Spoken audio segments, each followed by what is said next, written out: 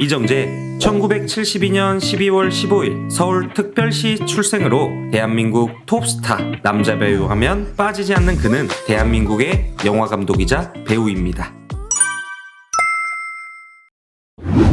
배우 장동건과 더불어 유일무이 청룡영화상에서 신인상, 조연상, 주연상을 그랜드슬램한 배우죠. 이정재는 지금의 잘생긴 외모와 훈훈한 이미지 탓에 유복한 가정에서 태어났을 거라 지리짐작하지만 가난한 환경에서 국민학교 재학 이후 유복했던 기억이 없었다고 합니다. 집안이 가압류를 당하기도 하면서 이사를 전전하며 화장실이 바깥에 있는 단칸방에서 친구들끼리 함께 생활하다가도 학교 등록금조차 제대로 내질 못해 학창시절 친구들이 보는 앞에서 처벌받는 일도 매우 많이 있었다고 합니다. 또한 자폐증을 앓고 있는 형이 존재한다는 사실이 매스컴을 통해 밝혀지면서 팬들은 물론이고 이정재를 알아가려는 여러 시청자들에게도 걱정을 샀지만 내 형이니까 짐이라고 생각지는 않아요. 그냥 이것이 나와 내 가족의 삶이라고 당연하게 생각했다 라는 가정애가 듬뿍 담긴 인터뷰 내용으로 보는 이들로 하여금 안타까움을 자아냈죠. 하지만 본인은 유독 이런 이야기를 하는 것을 좋아하지 않았는데요. 세상을 살면서 그 정도로 안 힘들어 본 사람 정말 아무도 없다며 누구에게나 개인적인 스토리는 있고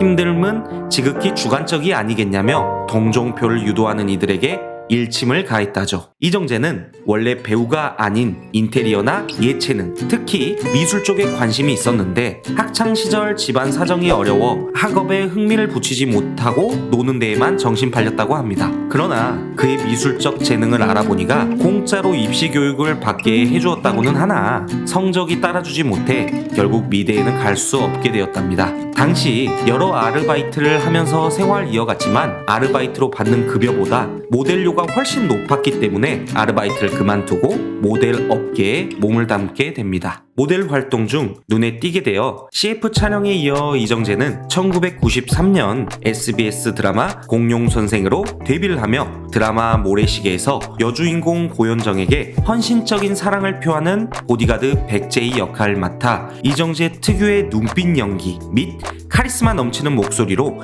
일약 스타덤에 오르게 되었습니다. 당시 이야기로는 이정재의 연기력이 현재와 비교하면 다소 입증되질 못해 역할 자체에 대사가 많이 없었는데 이러한 과묵한 역할이 국내 팬들에게 대박이 나버리게 된 거죠. 국내 팬은 뒤에서 묵묵히 고현정을 지켜주는 이정재의 모습에 더욱 끌리게 된 거고 당시 주인공이었던 최민수나 박상원을 넘어설 인기를 독차지하면서 한동안 많은 여성분들의 이상형으로 자리매김하게 되었습니다. 이후 1994년 모래시계로 박수꽤나 받을 때 52사단 평발로 인한 방위병으로 군복무를 하며 96년 6월 제대 모래시계 감독이었던 배창호 감독의 젊은 남자에 출연하여 남자다워진 몸짱 슬로건을 내세워 여기저기 탄탄한 상반신을 드러낸 이정재의 영화 포스터는 한때 대한민국 몸짱 열풍을 불러일으키기 충분했던 겁니다. 이정재의 연기를 높게 평가하는 데 가장 큰 축은 역할에 구애받지 않은 다양한 역을 소화한다는 점이라고 할 수가 있는데요. 하나의 이미지에 고정되지 않고 다양한 스펙트럼을 보여 본인의 다양성과 관객을 끌어들이는 흡수하는 연기로 정평이 나 있습니다. 개인적으로 영화 관상의 수양대군으로 등장하는 이정재의 등장시는 정말 압도적인 존재감을 보여 보는 모든 이로 하여금 감탄을 자아냈다고 자신있게 말할 수 있겠습니다. 이정재는 이러한 본인에게 항상 겸손하며 엄청난 팬서비스로도 유명한 일화가 꽤 있는데요. 영화 암살 개봉 당시 관객수 815만 명이 넘으면 프리어그를 하겠다고 공약을 내걸었어요. 달성하게 되자 100여 명이 넘는 팬들과 프리어그 행사를 갖게 된 것인데 애당초 약속한 100명이 아닌 120여 명과 프리어그를 하며 선착순에 들기 위해 전날 새벽부터 줄을 선